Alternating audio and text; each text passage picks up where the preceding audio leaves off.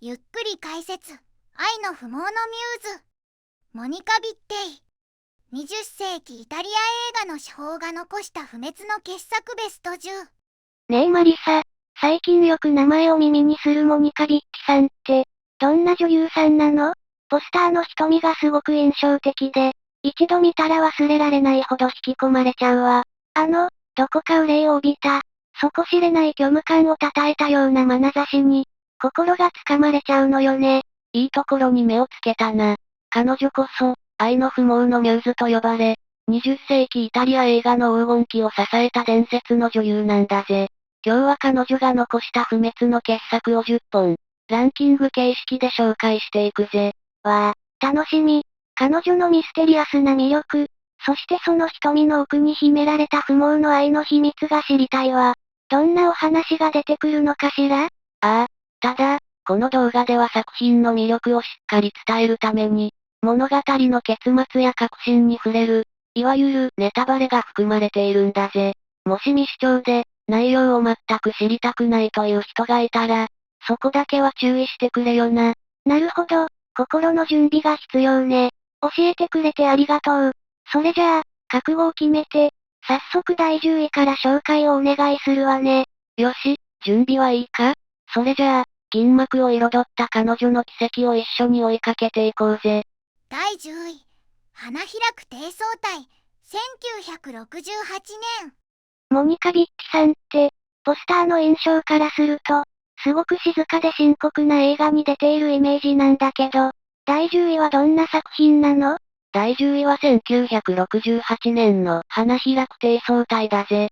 実はこの作品、彼女がそれまでの沈黙する神秘的なヒロインというイメージを思いっきり打ち破って、生命力あふれるコメディの才能を爆発させた重要な映画なんだ。コメディもやってたのね。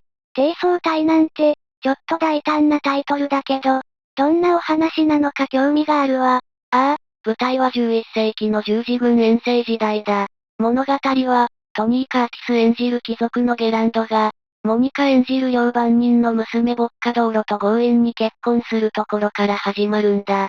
ところが、結婚式の夜にゲランドの体が言うことを聞かなくなった上に、急な遠征命令が下ってしまう。不安になった彼は、新妻に低層体をはめて鍵をかけたまま戦地へ行っちゃうんだぜ。そんなの奥さんがかわいそうだわ。鍵をかけておいていかれるなんて、あまりにも理不尽じゃない？普通なら泣き寝入りしそうなところだが、ボッカ道路はすごかったぜ。彼女は自ら鎧をまとって、馬を飛ばして夫の後を追うんだ。道中では彼女のミサオに敬服した騎士が現れるんだが、実はその騎士の正体は、ローマ帝国の皇帝だったんだぜ。最後は、皇帝が紛失していた鍵を返してくれて、無事に夫婦が結ばれるという大団円を迎えるんだ。まさに圧巻の行動力だろ？鎧を着て夫を追いかけるなんて、とっても勇敢で素敵な女性ね。最後には皇帝も味方してくれるなんて、スカッとするハッピーエンドだわ。そうだろう？深刻な顔だけじゃない。彼女の多彩さを知るには外せない名作だ。この明るさと知性が同居した演技こそ、彼女が世界中で愛された理由の一つなのぜ。第9位。愉快な結婚。1967年。第9位はどんな作品なのかしら？さっきの騎士道コメディとはまた違う雰囲気なの？第9位は1967年公開の愉快な結婚だぜ。この映画は、現代的な男女のすれ違いを軽妙に描きつつ、彼女が実は饒舌でチャーミングなコメディエンヌだってことを決定づけた名作なんだ。弁護士さんの奥さん役なのね。知的で素敵そうな役柄だけど、実際はどんなお話なの？あらすじを聞くと驚くぜ。若手弁護士のピエトロが、都会に出てきたばかりの風変わりな女性ジュリアナに一目惚れしてスピード結婚するんだが、実は彼女、家事が全くできない壊滅的な主婦だったんだ。掃除も料理もできず、家の中はいつもめちゃくちゃ。でもモニカ演じるジュリアナは、そんな状況でも全く悪びれずにずっとおしゃべりし続けている、自由奔放で憎めないキャラクターなんだぜ。あらら、お姑さんが来たら大変なことになりそうね。そんな状態で食事に招待するなんて、想像しただけでハラハラしちゃうわ。その通りだ。ある日、厳格なピエトロの母親を食事に招くことになるんだが、案の定キッチンは大混乱に陥るんだぜ。何も準備ができていないパニック状態でのドタバタ劇は、まさに圧巻の面白さだ。でもな、物語の最後にはピエトロが彼女の欠点も含めて丸ごと愛することを選択するんだ。二人の少し変わった、でも確かな愛の形が肯定されるハッピーエンドなんだぜ。ありのままの自分を愛してもらえるなんて、すごくロマンチックだわ。アンニュイな役とは正反対のモニカさんも見てみたくなったわ。だろう？アントニオに作品で見せる沈黙とは真逆の、早口で陽気なセリフ回しこそがこの映画の最大の魅力なんだ。彼女の喜劇センスが光る主力の一本なのぜ。第8位、スウェーデンの城、1963年。第8位は、スウェーデンの城ね。タイトルからして、どこかひんやりとした、幻想的な雰囲気を感じるけれど、どんな物語なの？ 1963年の作品で、ロジェ・バディム監督が手掛けた短美的なサスペンスメロドラマだぜ。冬になると雪で完全に外界から遮断されてしまう、スウェーデンの湖に浮かぶ古城が舞台なんだ。ここでのモニカ・ビッテは、怪しい美しさで男たちを翻弄するエレオノールという女性を演じているんだぜ。外界から遮断された古城。そんな場所で、彼女はどんな風に過ごしているのかしら？なんだか怪しい秘密がありそうね。その通りだ。実はこの城の主ユーゴーには前妻オフェリーがいたんだが、エレオノールと結婚するために彼女を死んだことにして、城の一室に幽閉していたんだぜ。さらに、エレオノールと兄のセバスチャンは異常なほど深く愛し合っていて、彼女は兄の破産を救うためにユーゴーと結婚したという、複雑な背景があるんだ。そこへいとこのエリックがやってきて、エレオノールの怪しい美しさに魅了されることで悲劇が始まるんだぜ。幽閉された前妻に、兄妹の異常な愛。聞いているだけで息を飲むような、危うい設定ね。エリックさんはどうなってしまうの？エリックは幽閉されていた前妻を見つけ出し、真相を知ってエレオノールに結婚を迫るんだ。だが嫉妬に狂ったユーゴーに命を狙われ、ある夜に上と極寒の雪原へ逃走して消えてしまうんだぜ。圧巻なのはラストシーンだ。春が訪れて城に新しい男がやってくると、エレオノールは何事もなかったかのように、再び夢見るような視線でその男を誘うんだ。まるで次の獲物を待つ雲のようで、恐ろしくも美しい幕切れなんだぜ。去った人を追わず、また新しい人を誘うなんて、彼女の瞳には、最初から底知れない虚無が宿っていたのかもしれないわね。そうだな。雪に閉ざされた密室で繰り広げられる愛憎劇の中で、彼女の気まぐれな妖艶さが際立っているんだぜ。フランソワーズ・サガンの世界観を見事に体現した、不気味で魅力的な一本なのぜ。第7位、自由の幻想、1974年。第7位は、ルイス・ブニュエル監督の自由の幻想ね。マリサ、タイトルからして少し難しそうだけど、これはどんなお話なの？幻想ってことは、夢のようなお話かしら？いい着眼点だぜ。1974年のこの作品は、シュルレアリスムの頂点とも言われる不条理コメディの傑作なんだ。私たちが当たり前だと思っている常識や道徳が、まるっきり逆転してしまった奇妙な世界を描いているんだぜ。常識が逆転。なんだか想像もつかないけれど、モニカさんはどんな役で登場するの？彼女は風光夫人という役でな。娘が公園で怪しい紳士から絵はがきをもらってくるんだが、それを見た夫人は、いやらしい、って叫んで顔をしかめるんだ。驚くことに、その中身はただのエッフェル塔や凱旋門といった風景写真なんだぜ。普通の風景を卑猥なものとして忌み嫌うブルジョワジーの姿を、彼女は実に真面目に、かつ滑稽に演じているんだ。ただの観光写真を見て激怒しちゃうの？それは確かに、私たちの感覚からするとわけがわからないし、なんだかシュールな光景ね。まだまだこんなもんじゃないぜ。他にもな、大勢で便器に座って談笑するのが社交の場で、逆に食事は不浄なものとして個室に隠れてこっそり済ませるっていう、価値観が完全に反転したエピソードもあるんだ。まるでもう一つの世界に迷い込んだような圧巻のイマジネーションに、見ているこっちは頭がクラクラしてくるぜ。トイレで談笑して、食事を隠れてするなんて、そこにいるのに娘が行方不明だって騒ぐお話もあるって聞いたけど、本当なの？ああ、本当だぜ。目の前に本人がいるのに、両親も警察も娘が消えたと大騒ぎして捜索を続けるんだ。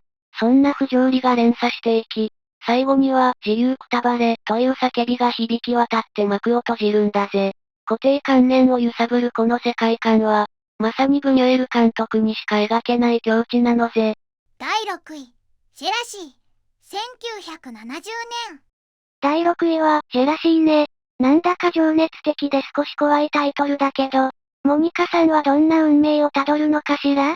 1970年の作品で、エットーレ・スコラ監督が描いた濃厚な愛憎劇だぜ。一言で言えば、一人の美しい花売り娘をめぐって男たちが激しく争い、最終的には取り返しのつかない悲劇を招いてしまう、イタリア男の悲劇なんだ。花売り娘。モニカさんがそのヒロインなのね。彼女が誰かを刺しちゃうようなお話なの？いや、彼女は刺される側なんだぜ。物語は、レンガ職人のオレステが花売り娘のアデライデと恋に落ちることから始まるんだ。オレステは愛のない女房を捨てて彼女に走るんだが、そこに若きピザ職人のネロが現れて、彼女に一目惚れしちゃうんだぜ。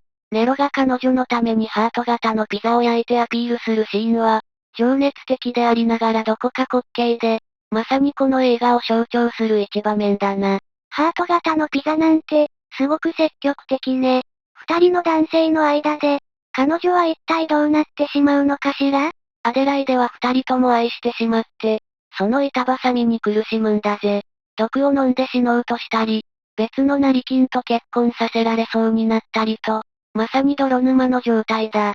そして迎えたネロとの結婚式の日、クズの山の中でボロボロになって寝ていたオレステが立ちはだかるんだぜ。理性を失ったオレステがネロを殴ろうとした弾みで、仲裁に入ったアデライデを切り花用のハサミで刺してしまうんだ。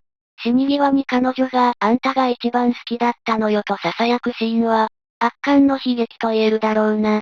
一番好きだった人に刺されるなんて、あまりにも切なすぎるわ。でも、そんな劇場こそが当時のイタリア映画の持つ熱量なのかもしれないわね。その通りだぜ。喜劇と悲劇が紙一重で混ざり合う中で、モニカが見せるエネルギーに満ちた熱演は、見る者の魂を激しく揺さぶるんだ。愛に翻弄される人間の愚かさと美しさを、彼女が見事に体現した傑作なのぜ。第5位、唇からナイフ、1966年。ねえマリサ、第5位はどんな映画なの？ポスターを見ると、すごくカラフルでおしゃれな感じがするけれど。第5位は1966年の唇からナイフだぜ。この作品は、それまでのミケランジェロ・アントニオーニ作品で見せた虚脱感漂う。沈黙のミューズという彼女のイメージを180度変えてしまった。ポップでサイケデリックなスパイアクションなんだ。へえ、スパイ映画。なんだかルパン三世の峰不二子さんみたいでかっこよさそうね。まさにそんな感じだな。物語は、イギリス政府から5000万ポンドものダイヤの護衛を依頼された元女族のモデステが、相棒のウィリーと共に国際ギャング団に立ち向かうというお話だぜ。ここでのモニカは、驚くほど知的でファッショナブルな女スパイを熱演しているんだ。劇中では、捕らえられた彼女が色仕掛けで万人を籠絡して倒したり、なんと僧侶にまで化けて監禁されていた相棒ウィリーを救出したりと、まるで変幻自在なマジシャンのような活躍を見せてくれるんだぜ。色仕掛けに変装まで、あの物静かだった彼女がそんなにアクティブに動くなんて、なんだかワクワクするわね。驚くのはまだ早いぜ。最後はウィリーが放った人工の伝書鳩を合図に、マサラ国のシークが率いる軍勢が駆けつけて、地中海の島を舞台にサイケデリックで圧巻の総力戦が繰り広げられるんだぜ。ダイヤを守り抜くために繰り広げられるアクションは、まさに娯楽映画の楽しさが詰まっていると言えるな。人工の伝書鳩なんて、すごく漫画チックで面白いわね。最後にはちゃんと任務を果たせたのかしら？ああ、ダイヤは無事にシークの手に渡るんだぜ。シリアスなだけじゃない。彼女の弾けるような美しさと新しい魅力を堪能できる。まさに名将のご乱心とも言える主力の珍品なのぜ。第4位、赤い砂漠、1964年。第4位は赤い砂漠ね。マリサ、これまでの作品はどこか華やかさがあったけれど、この映画はなんだかポスターからして、とっても重苦しくて不安な感じがするわ。いい感だぜ、レイム。1964年のこの作品は、名将アントニオーニ監督が初めてカラーに挑んだ記念碑的な傑作なんだ。彼はこれまで一貫して愛の不毛を描いてきたが、ここでは現代社会における人間の孤独や疎外感というテーマを、色という魔法を使ってさらに深く掘り下げているんだぜ。色という魔法、カラー映画なんだから当たり前のような気もするけれど、どうしてそれがそんなに特別なの？それはな、監督が現実の色をそのまま映すんじゃなくて、主人公の不安な内面を表現するために、ロケ地の草木や建物をわざわざ灰色や白に塗り替えて撮影したからだぜ。精神を病んでしまった人妻ジュリアーナの目に映る、冷たくて無機質な世界を視覚化しているんだな。劇中では彼女の息子が水滴を見ながら 1+1 は1だという場面があるんだが、これも単なる子供の言葉じゃなく、現代社会の狂気や混迷を象徴しているようで実に圧巻なんだぜ。建物を塗り替えるなんて、監督のこだわりがすごいわね。ジュリアーナさんは、そんな不気味な世界で救いを見つけられたのかしら？悲しいことに、彼女の孤独は最後まで言えないんだぜ。海辺の小屋で大人たちが寒いからと壁を壊して燃やす狂気のようなシーンもあるが、結局彼女は誰とも分かり合えないんだ。ラストシーンで工場の煙突から吐き出される毒々しい黄色の煙を見て、彼女が息子に、あれは毒なのよ。鳥はそれを知っているから近づかないと語る場面がある。これは彼女が自分の不安や絶望を、そのまま自分の人生として受け入れて生きていく決意をした瞬間なんだぜ。不条理な現実に立ち向かう彼女の姿は、見る者の心に深く刺さるのぜ。救いがないようでいて、自分の足で立とうとする彼女の強さも感じるわ。色彩が語る彼女の孤独、じっくり味わってみたい映画ね。そうだな。意味を考えるんじゃなく、まずはその鮮烈な色と彼女の表情を感じてほしい。まさに芸術の最高峰と言える一本なのぜ。第3位、夜、1961年。第3位はいよいよ、巨匠アントニオーニ監督の夜ね。1961年のベルリン映画祭で金熊賞に輝いた名作だと聞いたわ。マリサ、この映画ではモニカさんはどんな役割を演じているのかしら？第3位は1961年の傑作、夜だぜ。この作品は倦怠期を迎えた夫婦の決定的な心のすれ違いを、冷徹な視線で切り取った名作なんだ。モニカ・ビッティが演じるのは、物語の後半に登場する富豪の娘、バレンチナだぜ。彼女の存在が、崩壊しかけている夫婦の関係をより浮き彫りにしていくんだぜ。近代的なミラノの街並みが印象的だけど、冒頭から独特な雰囲気があるわね。そうなんだ。冒頭、ビルの壁面をカメラがゆっくりと降りていくオープニングがあるんだが、これが都会の無機質さと、人間の空虚さを象徴していて圧巻なんだぜ。モニカ演じるバレンチナも、華やかなパーティーの中で一人で録音機に自分の声を吹き込み、それを再生しているという不思議なシーンがあるんだ。これは現代人の深い孤独を象徴していて、彼女のミステリアスな美しさが際立っているのぜ。自分の声を聞くなんて、なんだか切ない孤独を感じるわ。最後はどうなってしまうの？夜明けのゴルフ場のバンカーで、衝撃的な結末を迎えるんだ。妻が夫に、彼がかつて自分に書いた美しい恋文を読み聞かせるんだが、夫はその内容を完全に忘れていて、誰が書いたんだと問い返すんだぜ。かつての愛の形跡すら失われたことを突きつける残酷な対比だよな。最後は、もう愛していないと告げる妻に対し、夫が強引な抱擁と接吻でその場を埋めようとするんだが、そこには空虚な沈黙だけが漂う、愛の不毛を体現したラストなのぜ。手紙さえ忘れてしまうなんて悲しいすれ違いね。夜明けの庭で虚しく抱き合う二人の姿に、光は差さない。そんな重厚な余韻が残るわね。第2位、太陽は一りぼっち、1962年。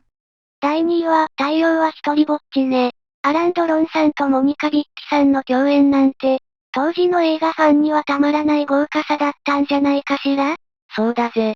1962年のこの作品は、アントニオーニ監督の愛の不毛三部作の完結編だ。放題はドロンの人気にあやかったものだが、現代は日食、太陽が隠れるように感情が停止し、愛が消失していく様を乾いた視線で描いているのぜ。日食、光が消えてしまうような、不穏な空気を感じるわね。物語はどんな風に進むの？婚約者と別れたビットリアが、証券取引所で働く野心家の青年ピエロと出会うところから始まるぜ。株価の暴落に一喜一憂する取引所の喧騒は、まさにドキュメンタリーのような迫力だ。ピエロはせわしなく働く現代人の象徴だが、自由奔放なビットリアとの間にはどこか埋めがたい距離があるんだぜ。二人はガラス越しにキスをしたり、明日も会おうと約束したりするが、情熱はどこか空虚なんだ。ガラス越しのキスなんてスタイリッシュだけど、どこか触れ合えない寂しさがあるわね。最後はどうなるの？ここからが映画史に残る衝撃のラストだぜ。二人は今夜8時にいつもの場所でと約束するが、結局どちらも現れないんだ。主役不在のまま、水が漏れるドラム缶や核の危機を報じる新聞、街灯のアップといった無人の街角が約7分間も映し出されるんだぜ。愛が完全に消え去り、世界の終末を感じさせるような、まさに不毛の極地と言える幕切れなのぜ。約束の場所に誰も来ないなんて、二人の愛も世界の光も、日食のように消えてしまったのね。そうだな。豪華なスター共演でありながら、徹底して人間の孤独と不安を浮き彫りにした、冷徹で美しい名作なのぜ。第1、長寿、1960年。ついに第1位の発表ね。モニカさんの魅力を語る上で、絶対に避けては通れない、あの伝説の作品かしら？ああ、その通りだぜ。第1位は1960年の傑作、ジョージだ。ミケランジェロ・アントニオーニ監督の名を世界に轟かせた、愛の不毛三部作の原点にして最高傑作なのぜ。ジョージ。タイトルからして衝撃的だけど、どうしてこの映画が不動の1位に選ばれたのかしら？理由は明白だぜ。この映画はそれまでの映画界が守ってきた物語の常識を、根底から覆してしまったからだ。物語は地中海の無人島へ旅行に出た富豪グループの一人、アンナが忽然と姿を消すところから始まる。普通ならその謎を解くのがサスペンスの定石だが、この映画ではアンナ失踪の謎が、驚くべきことに最後まで一切明かされないんだぜ。いなくなった理由がわからないまま終わっちゃうの？それは見ていてすごくモヤモヤしそうだわ。そこがこの作品の凄まじいところなのぜ。アンナを必死で捜索するはずの恋人サンドロと親友のクラウディアが、彼女の不在をよそに惹かれ合い、いつの間にかジョージに溺れていくんだ。カンヌ映画祭で初上映された時は、その道徳の欠如と難解さに客席から激しいブーイングを浴びたという伝説があるほどだぜ。でもな、最後は宿泊先のホテルでサンドロが別の女性と浮気しているのをクラウディアが目撃して絶望し、夜明けのテラスで泣き崩れるサンドロの頭に、彼女がそっと手を置くという、許しとも諦めともつかない圧巻の虚無的なラストを迎えるんだ。不条理で乾いた愛の姿を、モニカが見事に体現しているのぜ。結末がないこと自体が、人間の心の空虚さを表しているのね。愛の不毛というテーマの深さを思い知らされるわ。ああ、愛が不確かな幻想に過ぎないことを突きつけるこの衝撃作こそ、彼女が不滅のミューズとなった理由そのものなのぜ。総評またはまとめ。というわけで、モニカ・ビッティの傑作ベスト10を見てきたが、どうだったか？華やかなスパイアクションから、魂を揺さぶる愛の不毛三部作まで、彼女の演技の幅広さには驚かされるばかりだぜ。本当ね。最初はミステリアスで少し怖い人だと思っていたけれど、作品ごとに全く違う表情を見せてくれて、最後には彼女の瞳に吸い込まれそうになっちゃったわ。彼女が残した映像は、今も色あせることなく僕たちの心に問いかけてくるんだぜ。もし今回の動画が面白いと思ってくれたら、ぜひ高評価とチャンネル登録をよろしく頼むぜ。皆さんの好きなモニカさんの映画や、当時の映画館での思い出もコメント欄でぜひ教えてくださいね。楽しみにお待ちしています。それじゃあ、また次の動画で会おうぜ。ご視聴ありがとうございました。